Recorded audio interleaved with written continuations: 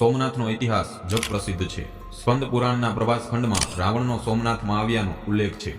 એક વખત રાવણ પુષ્કર નામક વિમાનમાં આકાશ માર્ગે પ્રભાસ ક્ષેત્ર પરથી પસાર થઈ રહ્યો હતો. ત્યાં અચાનક વિમાન થંભી ગયું. રાવણે પોતાના પ્રહસ્ત નામક સેનાપતિને વિમાન થંભવાનું કારણ જાણવા કહ્યું. પ્રહસ્ત પૃથ્વી પર આવ્યો તો બ્રાહ્મણો અને દેવતાઓ જેની પૂજા કરે છે એવા સોમનાથના શિવલિંગનું દર્શન થયું. પ્રહસ્તે રાવણને સોમનાથના દ્રશ્યોની ભવ્યતા વર્ણવી. એ સાંભળી દશાનંદ રાવણ વિમાનમાંથી નીચે પ્રભાસમાં આવ્યું. તેણે સોમેશ્વર લિંગના દર્શન કર્યા, પૂજા કરી, સ્તુતિ કરી.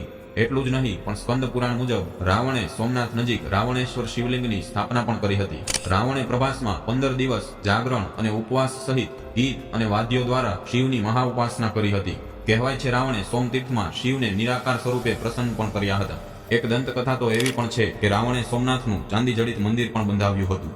આમ લંકાધિપતિ દશાનંદ રાવણનો સોમનાથ મહાદેવ સાથે આધ્યાત્મિક નાતો રહ્યો.